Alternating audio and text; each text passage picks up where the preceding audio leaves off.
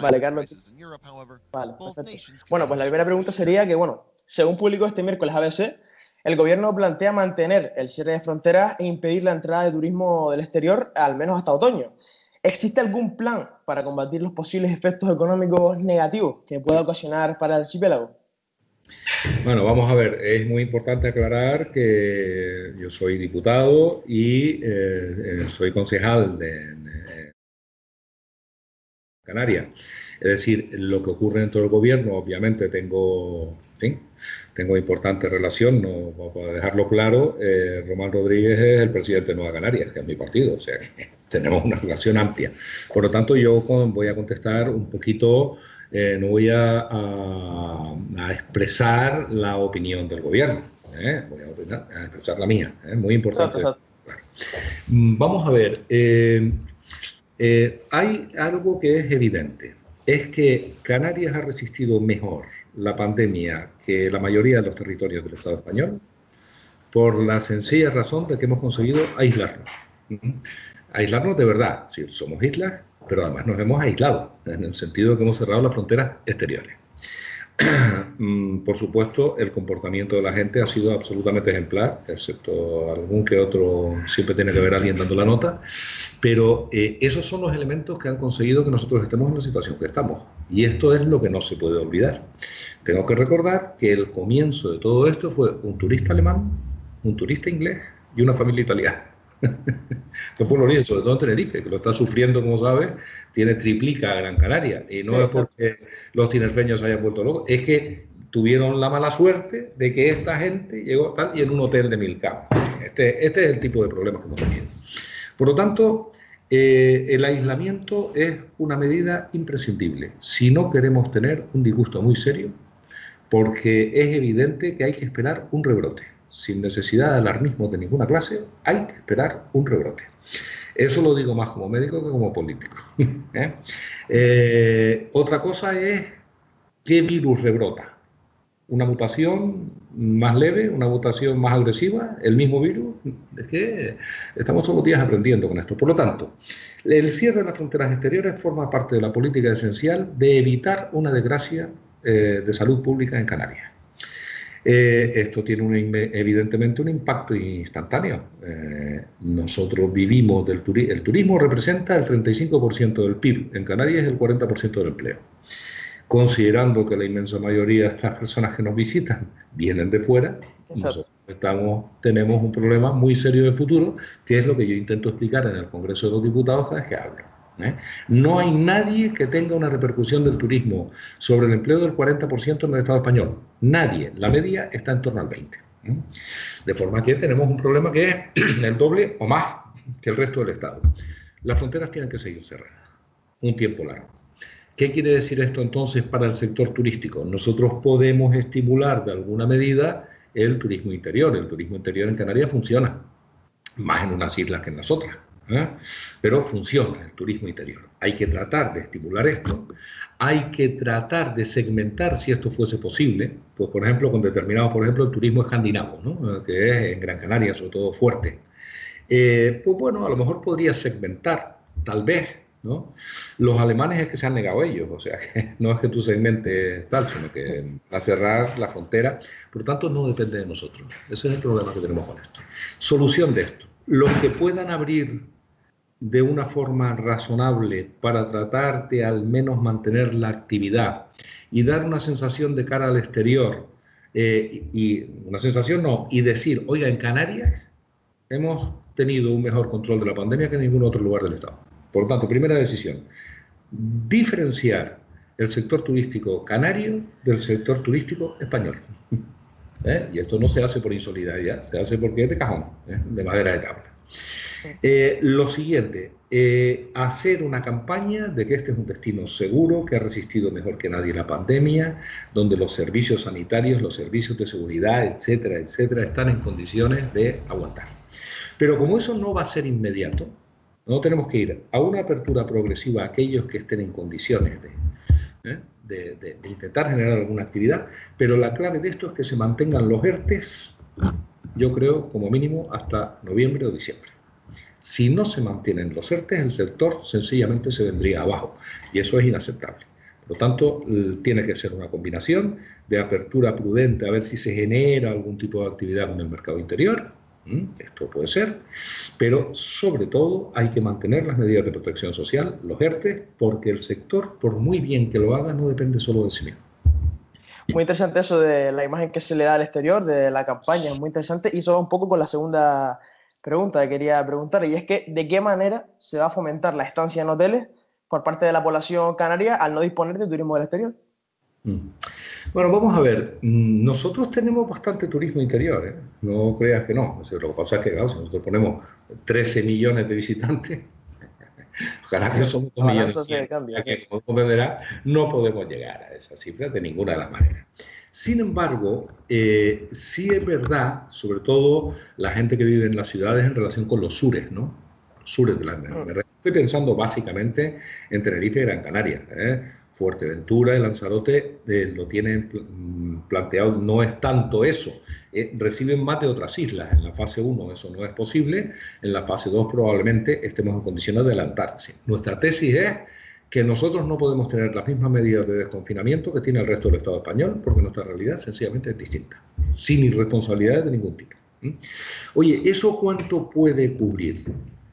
No va a cubrir en absoluto ni el 100 ni el 50% de la oferta, no va a cubrir eso, ya lo sabemos. Pero sí es verdad que puede generar al menos alguna actividad en una parte del sector. Todo el mundo no va a poder abrir, no va a poder abrir. Por ejemplo, hay un ejemplo que para mí es muy fácil, que es el del Hotel Santa Catalina en Las Palmas de Gran Canaria. Ese hotel es municipal. Y acaba de abrirse un hotel, en fin, con un valor intrínseco, histórico y tal, importante. Oye, pues un hotel de ese tipo a lo mejor escapa si consigues hacer algún tipo de evento deportivo, que tal, no sé qué, pues bueno, que la gente se quede, ¿no? Pues son hoteles grandes donde se pueden mantener bien las distancias. Sí, no todos están en la misma situación. Yo esto te lo digo porque he estado hablando con los concesionarios del hotel y me han planteado que se van a ofrecer para esto. Pero esto no va a cubrir el 100%, esto es evidente. Por lo tanto, ¿un estímulo al consumo interior? Sí. ¿Que eso es posible que ocupe una parte de las plazas como ha sido siempre históricamente, sobre todo Semana Santa, etcétera? Sí. ¿Pero que eso no resuelve el problema? También. Claro. Y bueno, creo que la tercera pregunta, bueno, la has respondido en las anteriores prácticamente, pero bueno, a lo mejor hay ciertos temas, ciertas respuestas que a lo mejor pueden ser innovadoras en el estudio. Y bueno, la pregunta es que en caso de disponer al completo del superávit canario, que tanto se está hablando, ¿qué áreas del sector terciario o sector turístico serían una prioridad a la hora de actuar con este superávit? Bien, vamos a ver. Yo creo que el mundo, esto ya lo tiene claro casi todo el mundo, no va a ser exactamente igual después de esto. Entre otras cosas porque tenemos la espada de Damocles de un rebrote, que se va a producir con mucha probabilidad, que quede claro. Es decir, porque esto, cuando volvamos otra vez a los meses invernales, nosotros lo tendremos posterior, pero volveremos a ver porque no va a haber vacunas, entre otras cosas, en ese tiempo. Entonces, hay que tenerlo en la cabeza. Una vez dicho esto, el superávit es una batalla que voy dando yo personalmente en Madrid y me consta que está el Gobierno de Canarias y la Federación Canaria de Municipios de acuerdo en que lo que no es razonable es que los que han cumplido ahora doble castigo. Uno por cumplir, ¿no? Y otro porque no se reconoce el cumplimiento. Hay en torno a 4.000 millones de euros ahorrados por las distintas instituciones canarias, Gobierno de Canarias, cabildos, ayuntamientos, muertos de risa en los bancos. ¿Qué pasa con ese dinero y por qué el Estado trata de no liberalizar su utilización, que significa las reglas de gasto, el techo de gasto famoso, suspenderlo, como ha suspendido la Unión Europea las medidas fiscales en relación con el Estado español? Si lo diga, el techo de gasto no, y está justificado en situación de crisis como esta la utilización de los recursos. Y después se puede señalar en qué, ¿no? Bueno, ¿por qué el Estado no está interesado? Porque ese dinero les ha venido muy bien para cuadrar las cuentas con la Unión Europea, hablando en plata. Y eso tenía su gracia en su momento, y ahora no tenía poca gracia, y ahora tiene ninguna gracia. Por lo tanto, nosotros estamos insistiendo durísimamente con este tema. Yo el otro día tuve una pregunta con Un debatito con la ministra de Hacienda, donde la respuesta no pudo ser más insatisfactoria. Así se lo dije después. Y ahora ya empezamos a oír hablar de cogobernanza. Parece que las tentaciones centralistas del ordeno y mando son siempre una tentación, ¿no? Con los partidos que son centralistas, que son los que están hoy en el gobierno de España. Y entonces, ¿qué oportunidad esta, no? Bueno, ya han entendido que eso no lo vamos a aceptar. Las comunidades autónomas tienen sus propias competencias, los ayuntamientos también y los cabildos también. Y todos tienen que dar respuesta a esta crisis, cada uno en su nivel. Y a todos nos va a afectar enormemente una disminución de los ingresos de las administraciones públicas brutal, de forma que la ecuación es disminución brutal de ingresos, incremento brutal de las necesidades, ¿y con qué hacemos frente a eso? Esta es la cuestión. Es una cuestión bastante elemental. Más aún en una comunidad que se los trato... Miren, los canarios, cada vez que estamos en Madrid defendiendo a Canarias, tenemos la obligación de explicar a Canarias cada vez que hablamos. Pues hay una tendencia a no entender lo que pasa en esta tierra, ¿no? Qué buen clima, todo fantástico. Solo eso. El tabaco es más barato. Este tipo de chorradas, ¿no? Que son con las que hay que competir. Es una frivolidad, son estereotipos. Si nosotros decimos que el turismo genera el 40% del empleo en Canarias, el problema que tenemos es del 40% para arriba. Una monstruosidad. Cuando se está hablando en el Estado de un 19% de paro, y un 19%, ¿quién lo cogiera? Si nosotros, y ya en la crisis anterior nos pasó lo mismo, menos grave, pero nos pasó lo mismo. La incomprensión de las administraciones públicas, de la Administración General del Estado, Central del Estado, con este tipo de cuestiones. Por lo tanto, la cuestión de los 4.000 millones es una cuestión que nosotros estamos dispuestos a se lo pongan las condiciones que haya que ponerle para que no se gasten en farolas y en rotondas, ni en aceras. Pero hay que poder utilizar ese dinero, y lo hemos planteado con dureza, y lo vamos a seguir planteando. Y si la cosa empeora, igual endurecemos nuestra posición en Madrid. Esto lo tengo que advertir, porque no es razonable. La segunda cuestión para conseguir recursos, además del tema del superávit, pues vamos a ver, hay superávit porque se cumple. O sea, cuando una administración cumple, hemos cumplido tanto que teniendo deuda cero, las perras han ido al banco, porque no había deuda. O sea que si lo haces muy bien, peor para ti, ¿no? Es una cuestión muy perversa. Segunda consideración, con respecto al endeudamiento. Canarias es la comunidad menos endeudada de todas las comunidades del Estado español, 14%. Esto no lo tiene nadie. Oiga, estamos diciendo que tenemos que poder acudir al endeudamiento porque no se trata de que la ministra se levante con el pie derecho y le apetezca enviar o no dinero cuando se le pide. Se trata de que nosotros tenemos que poder disponer de nuestros propios recursos para hacer frente a nuestras obligaciones. Que recuerdo que en las comunidades autónomas gestionan el 40% del presupuesto del Estado. El presupuesto total del Estado lo gestionan las comunidades autónomas, ni más ni menos que los servicios públicos. Esto es competencia de las comunidades autónomas. Y los ayuntamientos gestionan el 20%. Por lo tanto, entre comunidades autónomas, ayuntamientos y cabildos, el 60% de todos los recursos. Y el 100% entonces de la capacidad de endeudamiento y de superávit se lo queda en la Administración Central del Estado. No es razonable, ¿no? No es nada razonable.